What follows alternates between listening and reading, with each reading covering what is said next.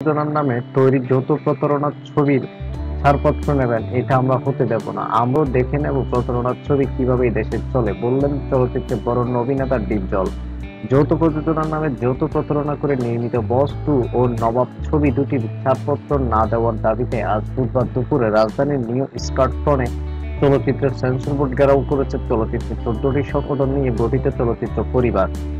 এখানে আয়োজিত সমাবেশে বক্তব্য রাখেন চলচ্চিত্র পরিবারের নেতৃবৃন্দ। ডিজেল আরো বলেন, এখনো সময় আছে, চলচ্চিত্রের ক্ষতি করবেন না, তাহলে আমরাও চলচ্চিত্র পরিবার ছেড়ে কথা বলবো না। আজ দুপুরে বিএফডিসি থেকে চলচ্চিত্র পরিবারের ব্যানারে একাধিক মিছিল বের হয়। শেষ খবর পাওয়া পর্যন্ত মিছিলগুলো চলচ্চিত্র সেন্সর বোর্ডের সামনে অবস্থান করছে।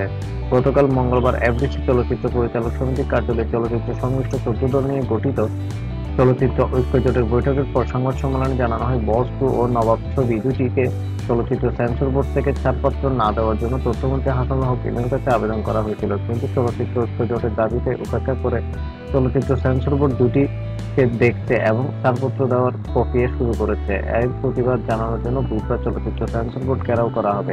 পাশাপাশি চলচ্চিত্র সেন্সর বোর্ডের সদস্যদের ছবি দুটি না দেখার জন্য অনুরোধ জানাবেন।